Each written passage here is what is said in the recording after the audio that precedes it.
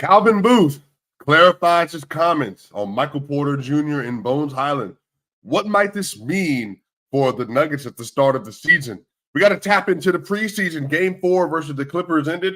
We're going to talk about who are the risers and fallers from the Denver Nuggets bench. We'll be right back on Locked On Nuggets. You are Locked On Nuggets, your daily Denver Nuggets podcast. Part of the Locked On Podcast Network, your team every day.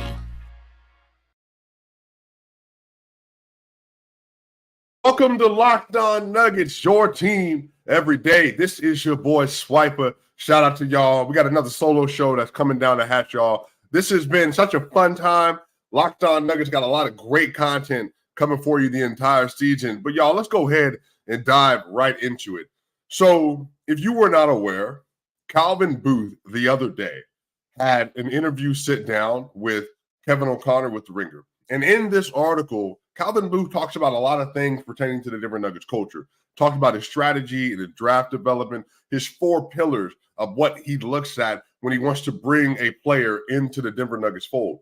He talks about the things that make players stand out in the draft. How do you want to accentuate the talent on the roster by not having a lot of overlapping skill positions? You want to make sure everybody brings something different to the table. Namely, you can see the starting lineup: Jamal Murray, KCP, MPJ, AG, Jokic. Everybody does something different, but each individual part, it makes up the whole, the best starting 5 in the NBA. So when you have this kind of strategy, you have to go about putting particular players in place to make it happen. But Calvin Booth, during this interview with Kevin O'Connor, also had some really interesting things to say about Bruce Brown, Payton Watson, Michael Porter Jr., and Bones Hyland. Now, in the article, he mentions Michael Porter Jr. and Bones Hyland in the same sentence, in that he says that those are both me guys, and we couldn't have more than one. And Michael Porter Jr. is on a max contract, and he's one of the best shooters in the NBA. There was no room for Bones Hyland. Now, when this happened and these comments came out, a lot of people had a lot of different things to think and feel concerning those comments. I, Matt Moore, had what we had to say about them.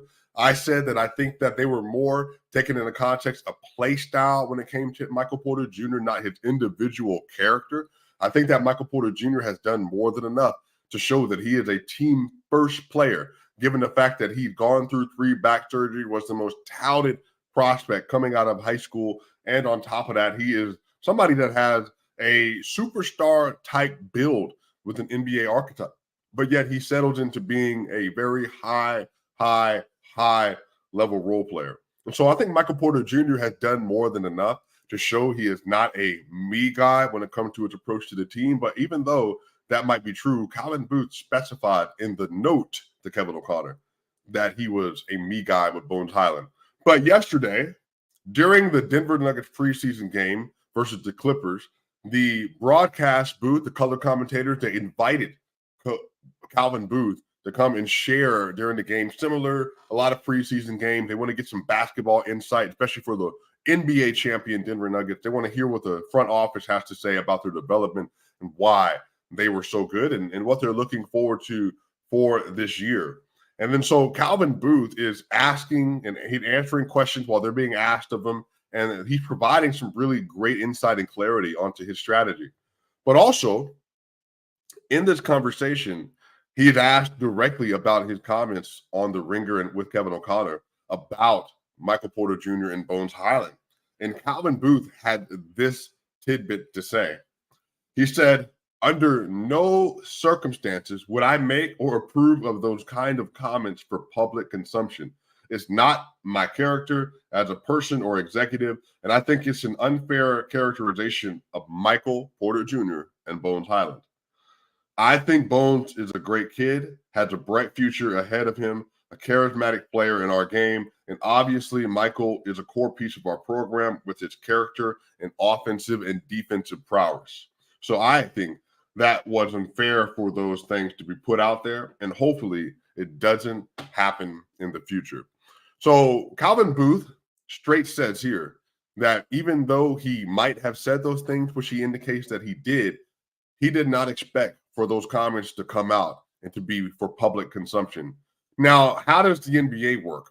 So the NBA is a culture where if a staff member, a faculty member, or a coach meets with a writer, they typically talk about a lot of things. Some things are supposed to be meant for private conversation. People just talking about the state of the NBA, the state of their team, the state of certain players. A lot of these executives have relationships with said writers. And so this is like even I don't want to characterize Calvin Booth and Kevin O'Connor, but these things can even be taken as friendships. So if you're sitting with someone for a number of hours, you're having discussions about basketball related things. And if you're having discussions about things that are pertinent to your roster, sometimes you might let certain things slide.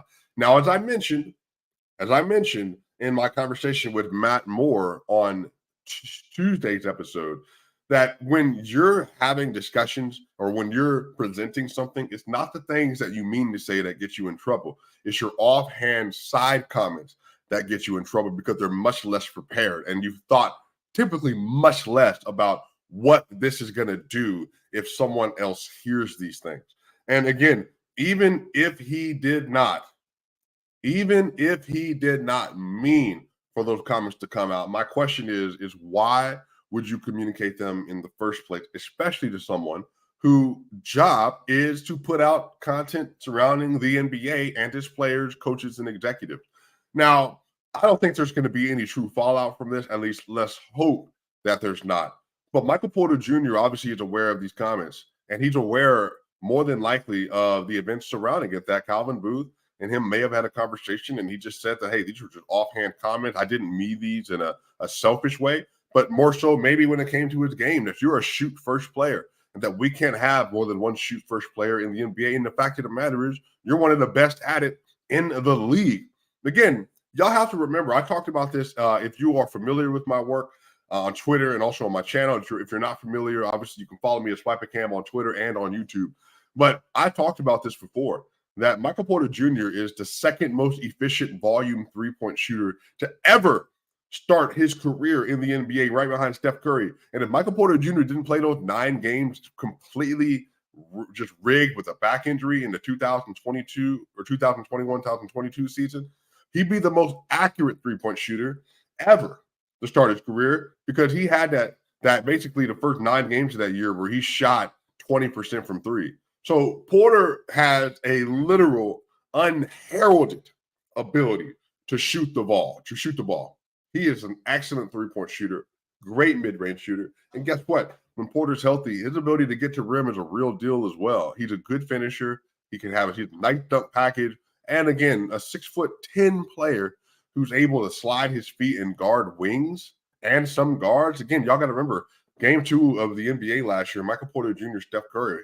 Michael Porter Jr. is on the island with Steph Curry, blocks his shot. Michael Porter Jr. in the playoffs on the island with Kevin Durant, Devin Booker, Jimmy Butler, with LeBron James, and he is able to hold his own during different possessions, and especially his connective defense, that did really, really, really well in terms of making sure the rotations were tight. So Porter is obviously a key cog with the Denver Nuggets culture. And so my thing is why we're in a situation where we have to talk about this. It makes it so that now there's something to be of a distraction. There's some smoke around the team. That's, again, I don't think it's any significant smoke, but now it's just about Michael Porter's response to all this, and does this affect him or not? And again, Porter's a grown man. Porter has been in the NBA for years now.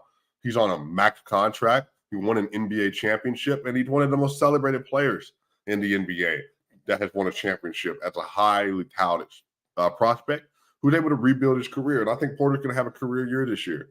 So again, it's not nothing, but it's also not bigger than just something.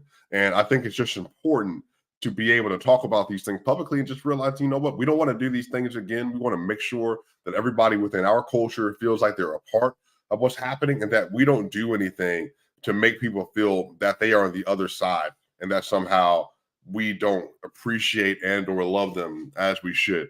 So again, not a huge deal, but I thought that Calvin Booth saying that he didn't mean for those comments to come out, I thought that was a really specific wording, that indeed he did say it, but he didn't mean for his comments to come out obviously, while he's been in this conversation with Kevin O'Connor. So we'll see what the fallout, if there is any, to these comments about Michael Porter Jr. and Bones Hyland. Y'all, up next, we got to talk about the Nuggets Clippers preseason game number 4. What are some of the takeaways? What are some good things that we're seeing? What are some concerns that we might have for the bench as we continue to move forward? We'll be right back on Locked On Nuggets. Y'all, I got to tell y'all about bird dogs. So a lot of people, if you haven't heard of bird dogs will make you look good. So bird dogs is stretch khaki shorts that are designed to fit slimmer through the thigh and leg, giving you a truly sculpted look.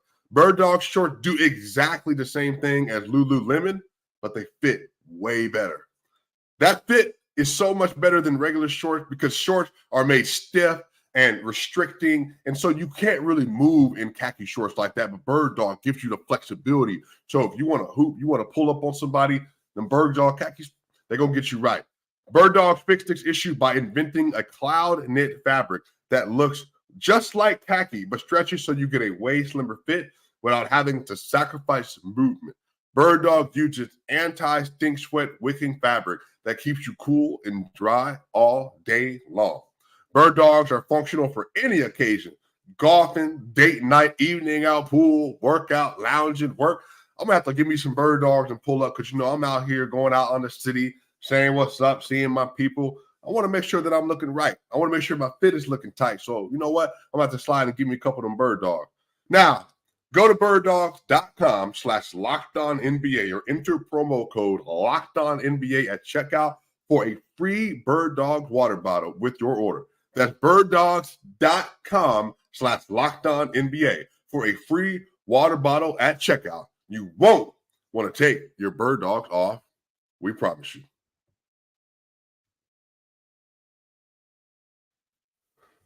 So we're back here with Locked On Nugget. This is your boy Swiper, and I'm so glad that we're here today having an amazing conversation about the NBA champion Denver Nuggets. The season is just around the corner. This is Wednesday episode for you on October 18th. And so we have 6 days away. The Denver Nuggets are playing versus the Los Angeles Lakers to open up the NBA season on ring night. I can't wait. I'm so excited about this. I've been excited about it. So y'all, let's go ahead and tap into it. So last night, the Denver Nuggets, they played versus the Los Angeles Clippers. Now, I'm not going to hold you. The way the game started, I thought, you know what? I think that they might have to have some real discussion about these young guns. And the reason why is that the first quarter ended 25-25. The Clippers, Paul George played. Kawhi Leonard played. Ivica Zubac played. They had Norman Powell. They had a bunch of their players. Terrence Mann, it was all playing. The Nuggets did not play Jamal Murray, Kentavious Caldwell-Pope, Michael Porter Jr., Aaron Gordon, Nikola Jokic, or Christian Brown. So yesterday, they had Payton Watson out there, Justin Holiday, Reggie Jackson, Hunter Tyson, Julian Strother, Zeke Naji, DeAndre Jordan, Braxton Key, and a bunch of the young guns, Jalen Pickett. They all got to play yesterday. They all got to show their stuff. Colin Gillespie.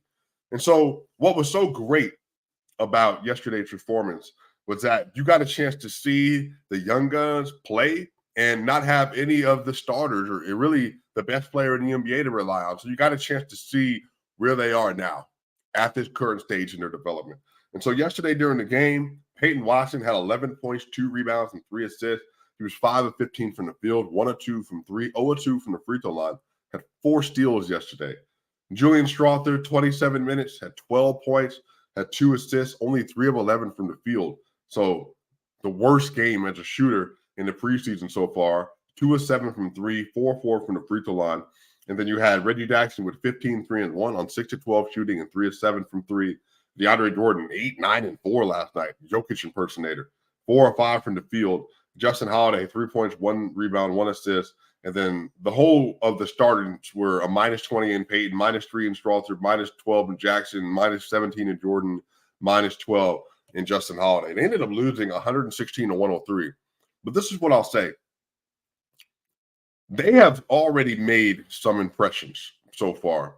And I think that you got a chance to watch certain players that have already got a little bit of a confidence boost. Julian Strother. came out, was gunning, but you got a chance to see him play versus Kawhi Leonard and Paul George, two of the best wing defenders in the NBA, and you got a chance to see him try to adjust off that. So the movement in the first quarter from Julian was really good.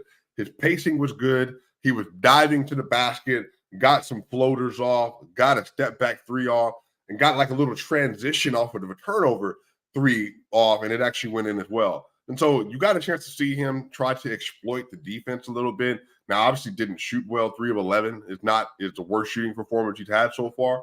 But what it does show is that he is trying different things, especially while the starters are out. And that's good because you want him to develop that kind of confidence to be able to respond really well. So whether it's a Spain pick and roll, whether it's an Iverson cut, whether it's coming off of a back screen, whether it's a slip off the screen.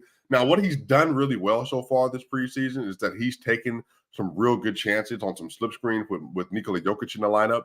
But he tried that yesterday with DeAndre Jordan, but DeAndre didn't see him, and it was a little bit cluttered and congested in the interior. But again, I like what I saw. A dude that I think had his best game of the preseason so far was actually Hunter Tyson. He played 27 minutes yesterday. 19 points, 4 rebounds, and 2 assists, 6 of 12 from the field, and 3 of 7 from 3 with 4 of 4 from the free throw line. And again, Hunter Tyson, last 2 games is really developing his confidence really well. And his movement shooting and spot-up shooting, I think, can be a really big deal if he is able to secure some playing time this week. He gets to the hole pretty well. Again, he doesn't have a lot of explosiveness, but even yesterday, like when he had to get to the rack and finish and crash, he was able to do that at a decent level. And so I think like you're seeing some of the young guns be able to put it together. And then Zeke Naji, 22 minutes yesterday, 11 points, 5 rebounds, and 2 assists, 3 of 9 from the field. Braxton Key, 19 minutes, 14 points, 10 rebounds, 1 assist, 5 of 7 from the field, 2 blocks, what's a +3. Now, I'm not going to hold y'all. So when I was at Nuggets Media Day, I saw Braxton Key in person. On paper, he's listed at 6'8", 225 pounds. He's 26 years old. And I think that Braxton is very much a player that if he's with the Grand Rapids Gold and he has to get called up, his profile is going to be a defender for sure. He's not super offensively skilled, but the dude just plays with a lot of strength and tenacity. And he had a couple blocks yesterday, and I was just like, This is a dude that has an NBA body. Now, the NBA game, again, that's a whole different discussion, but he has a really solid frame on him, and that allowed for him to play defense at a pretty good level. And again, it's a lot of this is going to be learning the ins and outs of how to play defense, but I really like what I saw from him yesterday. And so I think he was definitely one of the standouts because, yesterday the Nuggets, they were playing really well, and they were down only 9 at half. But at one point in time, Paul George, which just had like 21 points in the first half, and I think he was like 9 of 13 from the field. He was just abusing anybody that was guarding him. Kawhi Leonard, while Julian Strawther got a stop on him at the top of the first quarter. He wasn't really trying super hard yesterday. Kawhi Leonard ended the game with 7 points, 2 rebounds, and 2 assists on 2 of 5 from the field, 2 of 4 from 3, but he was a plus 14 yesterday. Paul George yesterday, like I said, had 23 and 5 in the first half with 9 of 13 from the field. He was a plus 16. Russell Westbrook, 7, 5, and 7, 3 of 4 from the field, and he was a plus 14. So you got a chance to see. You got a chance to see what the young guns would look like versus one of the better starting fives in the NBA. And again, when the Clippers are healthy, y'all, they're going to be a dangerous team. They're going to be a really dangerous team. But I do think that this was a good opportunity for them to explore some things. And I think the players that you want to see continue to take a stride of confidence over this last game and then the next preseason game they have versus the Clippers. You want to see Hunter Tyson. You want to see Julian Strawther. You want to see Payton Watson. And Jalen Pickett even. You want to see some of these young guns that haven't had NBA time, either sitting on the bench last year for a champion or the rookies that were coming in. You want to see them continue to embrace the Nuggets culture and embrace where they're headed this upcoming season, because it's going to be really imperative for them that they're able to play really high-level connected basketball in case they do have to play this year. And, Reggie Jackson, I will say this. He's been somebody that I think a lot of people have had some question and concerns about. But I think with how he played yesterday, his shot making that he does provide and his pull-up shooting especially, I think it's going to be really beneficial for this team, and we'll have to see, how often he's able to do that. But I was definitely impressed with him. But up next, in the next segment, we're going to talk about who has impressed so far this preseason. Who are the players that I feel most comfortable with as we're getting ready for the NBA season. We'll be right back here on Locked On Nuggets. Y'all, so I don't know where it is that you like to check in to get your sports betting, but FanDuel is the place for me. I get on FanDuel and I take my Denver Broncos bet. Thursday night football is just around the corner, and so I'm definitely going to check that out before the game start. And so you can snap into action this NFL season with FanDuel, America's #1 sportsbook. Right now, new customers get $200 in bonus bets, guaranteed when you place a $5 bet. That's $200 in bonus bets, win or lose. Now, if you've been thinking about joining FanDuel, I'm telling y'all, there's no better time to get in on the action. The app is so easy to use. There's a wide range of betting options, including spreads, player props, over-unders, and more. So visit FanDuel.com/locked-on and kick off the NFL season. So we're back here with Locked On Nugget. This is your final segment with your boy Swiper. And let's talk about who has impressed this NBA season for the Denver Nuggets. Who are the players that have jumped off of the screen that I think Denver Nuggets folks should feel the most comfortable with? Well, let me just go ahead and say this. You have your starters.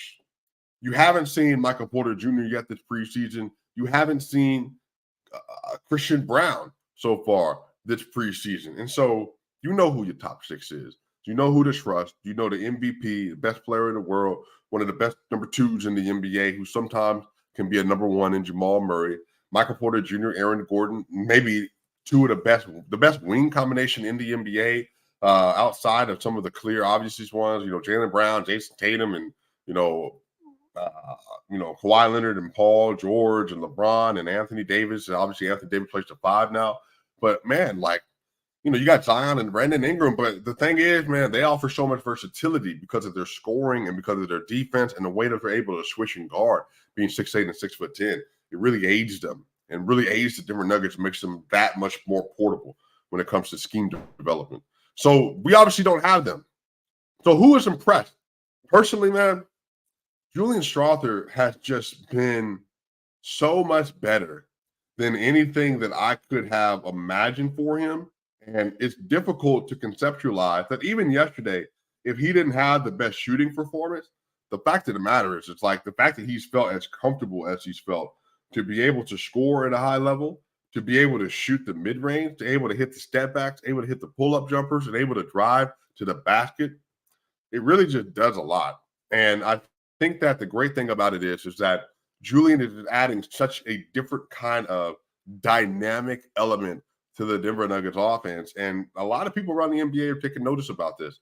And I think one of the things that this does is you have a shooting guard rotation of KCP, Christian Brown, and Julian Strawther. They all do different things. Again, that goes back to Calvin Booth's comment in The Ringer to Kevin O'Connor, lineup versatility. Because you have a 6'5" two-way guard that's one of the best POA and chasers in the NBA, one of the best transition defenders as a guard in the NBA. You got Christian Brown, another one of the best POAs in the NBA, an aggressive attacker, explosive athlete, decent shooter, can be a hit and miss shooter. But again, when it comes to getting to the rack and getting downhill, one of the best young guns in the NBA, one of the best athletes in the NBA, and a very aggressive defender. And then you got Julian Strawther, who so far has shown that he's not a complete slouch defensively. He can get in and he'll guard you and he'll get physical with you. But then on the other side of this, Julian is going to be one of the best shooters on the team. Easy. And one of the best shooting rookies in the NBA as well. So Julian's ability, for me, I've been impressed with the dribble action, like his ability to get into some of these 3 dribble sets, to get to the basket or get to a spot and create separation and navigate. That stuff has really stood out to me because, again, he didn't do that a lot in college, but Julian, in an interview he did with DNVR Adam Mares, he talked about he was an all-around scorer when he was in high school, and then he went to Gonzaga and he transitioned into something else for the sake of the team, and it's made him better as an overall player. But to have reliable skill sets that you can get to is really important. So I think what Julian has done is really good. I think he scored 12 points, 23 points, 16 points, and 20 points so far in the preseason. And he was shooting 50% from three and 50% from the field, basically, before this. And so now, obviously, he's slid back a little bit, but, that's fine. That's really fine because, again, a lot of this for Julian is just about the process. And it's he getting comfortable with his process in the NBA. And that's the most important part of his game. So, and then we also have, I think, somebody else who's impressed. You know what? Some people are a little bit down on him, but I think even after last night that this is somebody that I'm looking at and saying, I see that they need some development, but you see that the obvious tools and pieces are there. And for me, that's Payton Watson. Payton Watson. Now, here's the thing. I think the thing with Payton Watson is Payton hasn't showed a lot of pop because I think he's still figuring out his role on this roster. But again, yesterday, Payton Watson, when he was getting to the basket yesterday, he was creating opportunity for other people. Payton Watson has hit a couple of threes so far this preseason, and you see the defensive abilities. But a lot of this is just figuring out the nuances of utilizing his skill set to playing defense at a high level. But I'm impressed with him because he's committed to trying to play basketball the right way. Now, he definitely got caught a couple of times yesterday, dribbling a little bit too much and trying to create. But again, that was the function of the fact that the way that he's being asked to play right now is that's just where he is. Like, he would ask to play as a lead ball handler when Reggie Jackson was on the court yesterday. And even when Reggie was on the court, he was trying to be a secondary creator.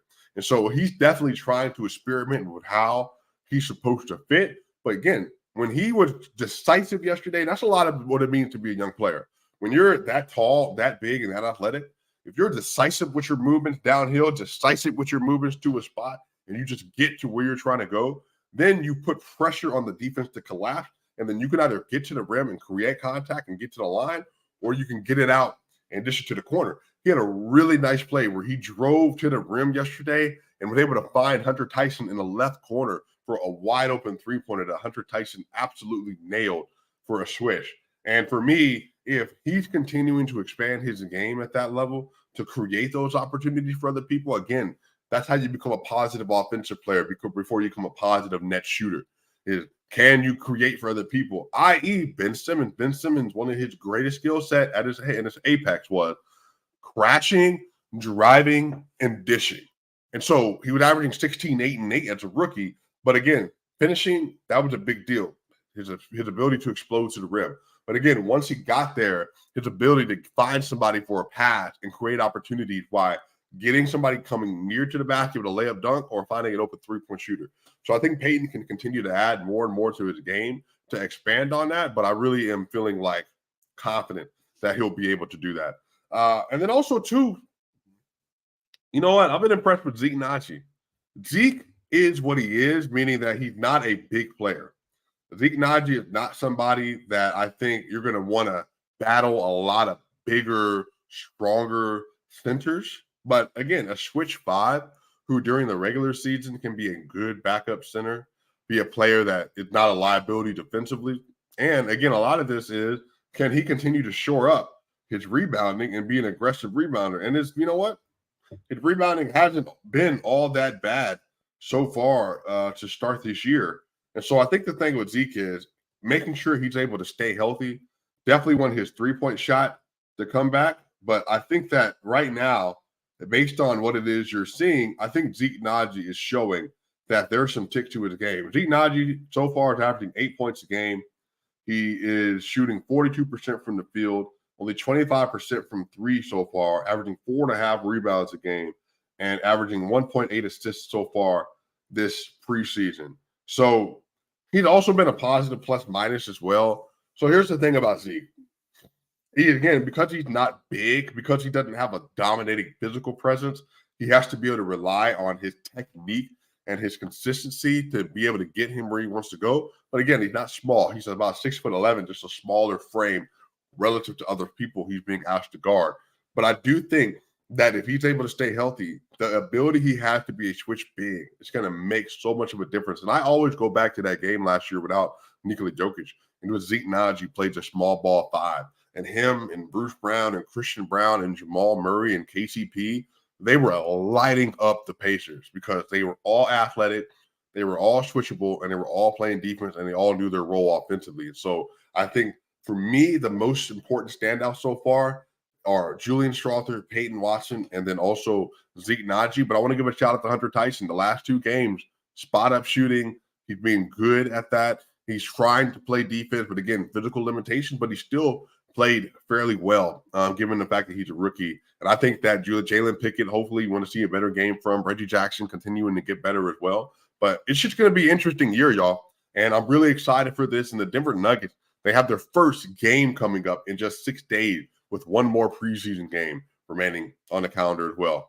But that's going to do it for us here at Locked On Nuggets. Make sure you like, share, and subscribe to the platform on YouTube as we continue to go and give you some of the best NBA content on YouTube. I'll see y'all on the other side.